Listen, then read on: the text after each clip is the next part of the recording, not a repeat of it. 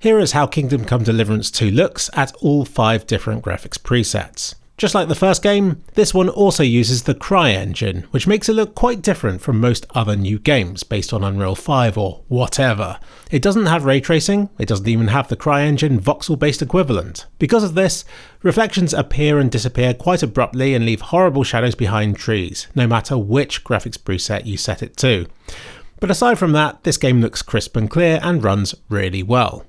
I looked into which version of CryEngine was being used, the latest being 5, and all I could find was that they're using their own in-house version of the game engine. Presumably, Warhorse Studios are still using the CryEngine because they're familiar with using it from the first game, but have given it a few graphical upgrades like to have proper upscaling support this time around, which helps it to run even better than it does already. The CryEngine, as the name suggests, was also used to power Crysis, a game series infamous for slowing PCs down. Yet Kingdom Come 2 runs like a dream. You know why? I've already told you, because it isn't too dissimilar to the first game, which came out 7 years ago. I remember that game being quite demanding for the time, and very difficult to max out on hardware from 2018, especially at higher resolutions. But whereas back then the most powerful graphics card you could get was the GeForce 1080 Ti, today we have the RTX 5090, which is about 4 times more powerful. It's what I'll be using in my testing, but I'll be running this game at 4K, which does still push this card, especially with VSync disabled, which uncaps the frame rate. If you're playing this game, then just cap it to your monitor's refresh rate. Your PC will thank you for it. Now, I did record video and image stills of these comparisons, but because Henry shakes about like he's had 5 energy drinks, I've opted to compare still images for most of this video, as this will help show smaller changes to the image quality through the different presets. And believe me, a lot of these changes are small. We'll start with this comparison image here. This is how the game looks at low image quality. It runs great, and I think it looks good too. Not a smudgy texture in sight. But I'm going to ruin all this for you by jumping from low up to medium, which in my opinion really is the preset to aim for, because it significantly improves the look of large swathes of the image, most noticeably by shading trees and grass, which I've heard this game has quite a lot of. Water goes from being a flat surface to one that actually looks like water, which you can see better in this example here. Moving up to medium preset also makes distant trees look less blobby, and it also improves the grainy look of shadows and adds enough definition to them to make them look passable, even at a distance. And looking at this bloke's face, it's been shaded better too. Beyond medium preset just ups the draw distance and shadow quality in relatively minor ways. Looking at this white tent, the shadow becomes increasingly well defined. But this isn't always a good thing, and Ultra preset shadows look worse than High does in my opinion, because they up the sharpness of the shadow edges, but without upping their resolution. This makes it look hideous on the tent, but also on Henry's shadow that's cast across this bloke. You see it in general that moving up the presets reduces the shimmery, unstable look of shadows in this game, especially on characters. But if you're going to go to Ultra preset, then try to go a little bit further for experimental, to have the best of both worlds. Else, turn the shadow quality back down to High again. It won't look as sharp, but it's less distracting in practice. And that's what you'll be doing when playing this game. Practicing. Probably hours of swordplay to get your stats up if the first game was anything to go by.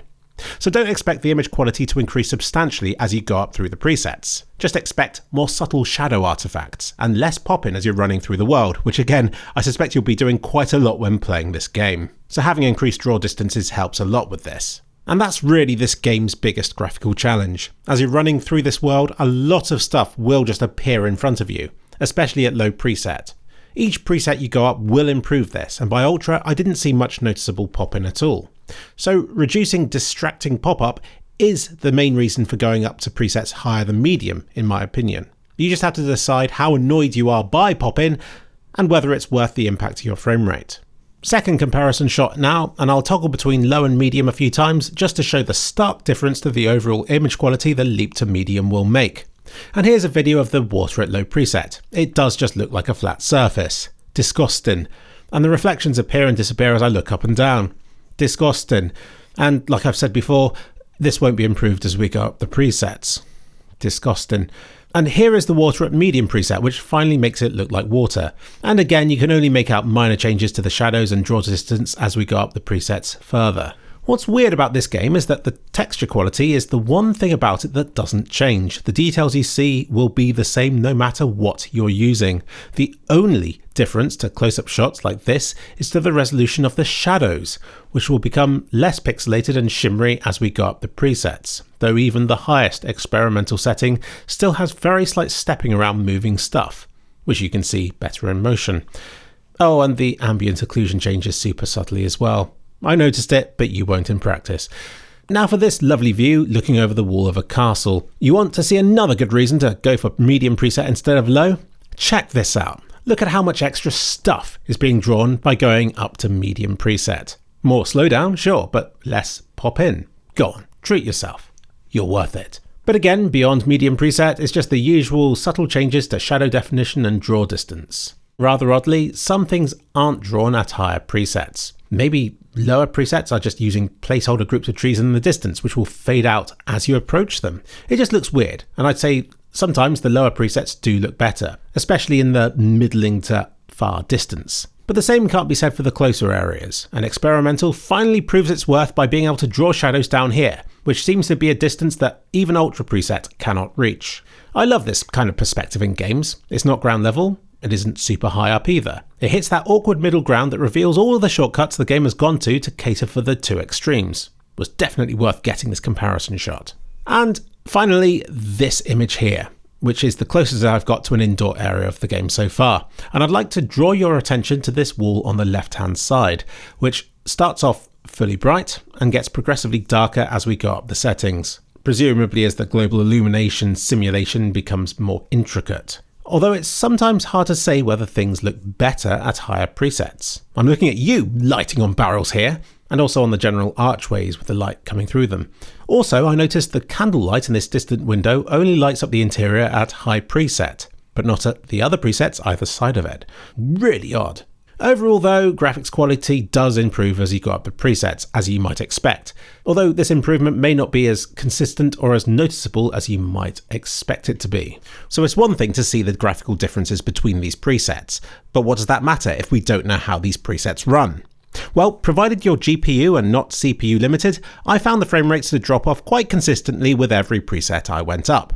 Yes, I know I'm using like the most powerful PC in the world, but I did test 4 different areas at 4K resolution without upscaling of any sort. And looking at the results, it really is worth trying to move from low to medium preset. You're simply giving up too many details and introducing too much pop-in and compromises by dropping down to low. So please, try to reach medium if you're playing this game. I beg you.